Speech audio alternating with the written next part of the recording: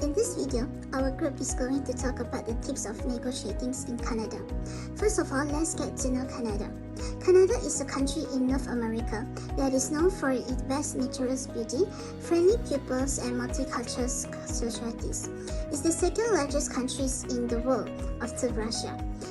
Canada is a bilingual country with English and French being the official language. It is essential to awareness of respect, the significant cultures and language difference between them.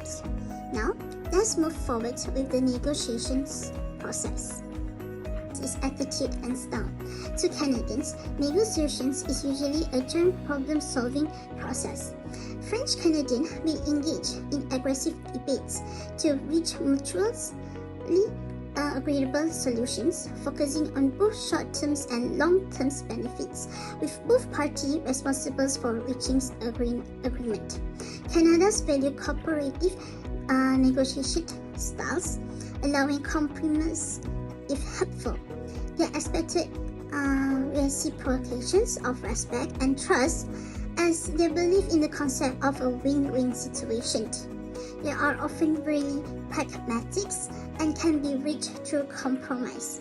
Despite potential conflicts, it's crucial to maintain a positive attitude and show willingness to work with the other side.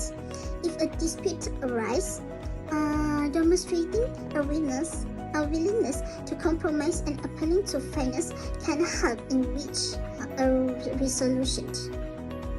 Next is sharing of information. Canadian negotiators usually spend time, sometimes a lot of it, gathering information and discussing details before bargaining stage of negotiation can begin. They may share a lot of information as a way to build trust. It can be really counterproductive to appear if you are hiding facts from your Canadian counterpart. However, they will usually accept it if you stated openly that you don't want to share certain information. They value information that are straightforward and to the point. Don't provide misleading information, as your counterpart are likely consider that as unfair and may try to get even. Canadians are generally skeptical of hype and exaggerations, potentially reacting negatively to a hard-shell approach that may be effective in the United States. The last negotiations process is pace of negotiations. Negotiations in Canada are often moved at a rapid pace due to the time is money philosophy, which encourage the time complements and the actions of implementations. Even complex negotiations may not require multiple trips, as follow-up are often conducted through phones and emails. Canadians prefer a monochromatic work styles, pursuing actions and goals systematically, and dislike interruptions or distractions. Their works down a list of objectives, sequentially, bargaining for each item separately, and may be unwilling to recede aspect that has already been agreed upon. They might have a little tolerance for more polychronic counterparts, challenging this approach, which they view it as systematic and effective. These rigid styles can be difficult to tolerate for a negotiator from highly polychronic culture, such as the most Asians, Arabs, some South Europeans, and most Latin Americans who view it as a close-minded and overly restricts. In any case, do not show irritations or anger when encountered this behavior. Instead, be willing to bargain over some item individually. Otherwise, clearly indicate that your agreement is conditional and contingent on other items. Starting a negotiation to create time pressures for concessions or evolutions will be a mistake. Canadians don't like wasting their times and have little patience if they feel the other side is hiding or hold back some things. Negotiation may be less inclined to make concessions if overall bargaining actions is taking too long, potentially causing their counterpart to lose interest in the deal. The next is the bargaining behavior in Canada. So bargaining is a process in which two or more parties try to reach an agreement on a mutually beneficial outcome. It is a common practice in many different settings, including business, politics, and personal relationship. So in Canada, there are a number of different bargaining behaviors that are considered to be acceptable. These behaviors are influenced by the Canadian culture, which is known for being polite, respectful, and indirect. So the first one is collective bargaining. So collective bargaining is a process in which representative of a group of employees, which usually a union, negotiate with their employer over the terms and conditions of their employment. This can include wages, benefits, working hours, and other workplace issues. Collective bargaining is a protected right in Canada under the Canada Labour Code, which it is also recognized by international law, including the International Labour Organization (ILO) Convention number 98. Collective bargaining process typically begins with the union submitting a bargaining proposal to the employer, which then the employer then respond with a counter proposal, and then the two sides continue to negotiate until they reach an agreement or impasse. So if the parties reach an impasse, they may agree to a mediation or arbitration. The collective bargaining process can be complex and time-consuming, but it is an important way for employees to have a say in their terms and conditions of employment. Collective bargaining can have a number of benefits for both employers and employees. For employees, collective bargaining can lead to better wages, benefits, and working conditions. It can also help to protect employees' rights and to resolve workplace disputes. Meanwhile, for employers, the collective bargaining can help them to improve productivity, reduce turnover, and avoid strikes and lockout. However, collective bargainings can have some challenges. For example, it can be time-consuming and expensive. It can also be difficult to reach an agreement, and there is always the risk of strike or lockout. The next behavior is politeness and respect. Canadians value politeness and respect, so it is important to be polite and respectful during negotiation. This does not mean you cannot be assertive, but it does mean that you should avoid being rude or aggressive. As politeness and respect are one of the important values in Canadian culture, they are often reflected in bargaining behaviors. Canadians are generally seen as being polite and respectful even when they are negotiating. They are likely to avoid aggressive and confrontational tactics, and they are more likely focused on finding a mutual beneficial solution. Some of the examples of how politeness and respect can be seen in Canadian bargaining behaviors is, first one is using an indirect language. So Canadians may use indirect language when bargaining, such as using a question or making suggestions instead of making demands. This is seen as a way of being polite and respectful, and it can also avoid conflict. This is seen as a way of being polite and respectful, and it can also help to avoid any conflict. However, these values are generally seen as important, and they can often be seen in Canadian bargaining behaviors. The next behaviors is confidence and assertive. Confidence and assertive are two important qualities that can be seen in Canadian bargaining behaviors. Canadians are generally seen as being polite and respectful even when they're negotiating. However, they can also be confident and assertive, which means they are not afraid to stand up for themselves and to get what they want. Some of the examples of how confident and assertive can be seen in Canadian bargaining behaviors is, the first one is being prepared. Canadians are generally well prepared when they bargain. They do their research and they know what they want to achieve. This shows they are confident in their abilities and they are not afraid to risk their money. Second is being clear and concise.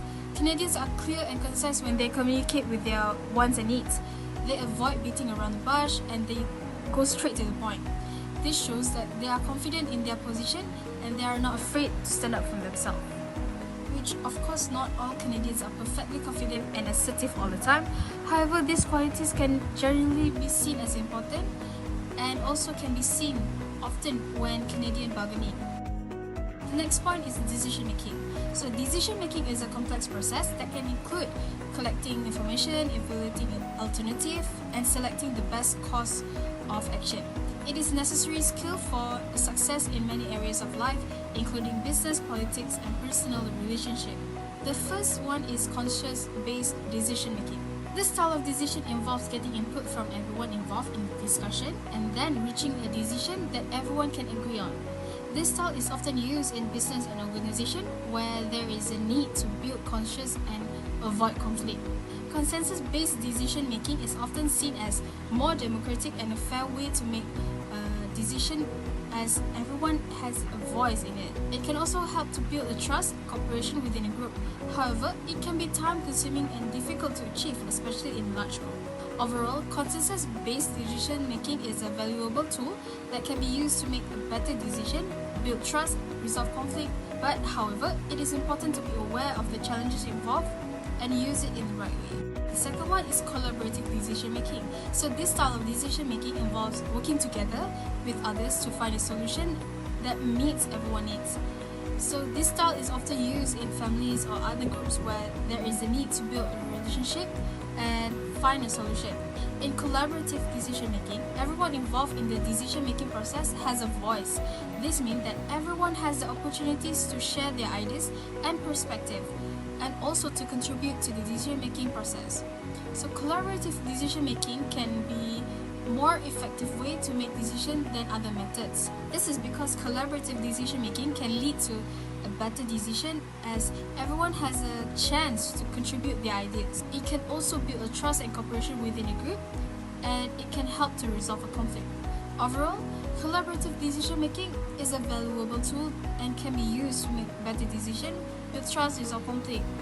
However, it is important to be aware of the challenges involved and use it in the right way. So the last point is respectful decision making. So respectful decision making is a process where everyone involved in the decision making process is treated with respect regardless of their position, status, or opinion. This means that everyone has the opportunity to share their ideas and perspective, and that their ideas are listened and considered with respect. This style is often used in situations where there is a need to maintain harmony and avoid conflict. So respectful decision making is important because it can lead to a better decision. When people feel respected, they are more likely to open to new ideas and be willing to compromise. They are also more likely to be committed to the decision that is made, even if it is not their first choice. I will explain about communication style. So, as we know, negotiation is a critical aspect of both personal and professional life, and effective communication skills are paramount to successful negotiations. In Canada, as in many other countries, communication skills play a vital role in negotiation processes, and I will explain how Canadians use communication skills when negotiating, like focusing on various aspects such as active listening, nonverbal communication, and cultural sensitivity. First is active listening. Active listening is a fundamental communication skill that Canadians employ during negotiations. Canadians are known for their polite and respectful demeanor, which includes giving their full attention to the speakers, and during negotiation, they will listen actively to understand other party perspective, concern, and interests. Active listening will help them to build trust and rapport as it demonstrates a genuine willingness to comprehend the other party's point of view. For example, in a business negotiation between a Canadian company and potential suppliers, the Canadian negotiator might actively listen by asking clarifying questions and paraphrasing the supplier statements. So this demonstrates a genuine interest in understanding the supplier's needs and concerns. Second is clear and concise communications. Canadians prioritize clear and concise communication. They use simple and straightforward language to avoiding ambiguity or overly complex jargon. So this helps they to prevent the misunderstanding and ensure that both parties have a common understanding of the negotiation terms. Clarity in communication is vital in Canadian negotiation culture. For instance, if a Canadian project manager is negotiating project timelines with a team member, they might say, "We need the project complete by the end of next month, and I expect regular update every week." This tool will eliminate any ambiguity and sets a clear expectation. Next is non-verbal communication. Non-verbal communication is it's including body language and facial expressions play a significant role in Canadian negotiations. Canadians tend to maintain good eye contact, offer firm handshake, and use appropriate gesture to convey agreement or disagreement, like leaning back and crossing their arms. They are also sensitive to the non-verbal cues of the other party by using these cues to quench the negotiation progress and adjust their approach accordingly. Then politeness and respect. Politeness and respect are core value in Canadian culture. When negotiating, Canadians maintain a polite and respectful tone even when discussing continuous issue. They avoid aggressive or confrontational language, which can be counterproductive in negotiations. Instead of saying this is an absurd proposal, they might frame it as, "We appreciate your offer, but we were hoping for something closer to our expectations." So that means this maintains a respectful tone even in disagreements, foster a positive atmosphere, and promotes collaborations. Number 5 is cultural sensitivity. Canada is a culturally diverse country, and Canadians also are generally sensitive to cultural differences. In negotiations involving individuals from various cultural backgrounds, which Canadians try to understand and respect the cultural norm and communication style of the other party. For example, in negotiation between a Canadian firm and Chinese suppliers, cultural sensitivity comes into play, which Canadian may research Chinese custom and etiquette beforehand. So they might avoid scheduling the meetings during significant Chinese holiday and be careful with giving to adhere to Chinese customs. So this demonstrate respect and foster a positive negotiation environment between Canadians and Chinese. Number 6 is problem solving and compromise. We know that Canadians often prioritize a collaborative and problem solving approach to negotiations. They are willing to explore win-win solutions and compromises that benefit both parties. So let's imagine a negotiation between two Canadian business partners who have differing opinions on a marketing strategy. So instead of stubbornly sticking to their position, they engage in problem solving. Like they might say, let's explore a hybrid approach that combines elements from both our proposal. So this way we can address our concern while maximizing our chance of success. So we know that by effective communication skills are crucial in articulating this proposal and finding a common ground. Number 7 is lastly feedback and follow-up. After negotiations, Canadian typically provide feedback and follow-up to ensure that both parties are satisfied with the agreed open the terms. So clear and effective communication during this phase helps to prevent misunderstanding and ensure that the negotiated agreements are implemented as intended. Overall, those illustrate how Canadians employ effective communication skill in various negotiations scenario. This skill not only facilitated understanding and trust, but also help in finding beneficial solution and maintaining a positive relationship. In Canadians negotiation culture, the emphasis is on collaboration and fairness, and effective communication is a key tool to achieve this goal. Okay, Canada is well known for its cooperative and diplomatic negotiating styles and places a high importance on open dialogue, respect for minority, and negotiations. So there are a few crucial elements of conflict management in negotiations in Canada. The first one is be proactive. It's the most successful strategies involve early intervention and prevention. When problems develop, pay attention and consider the situation. Think about how Canadian people can handle challenging situations before a conflict develops.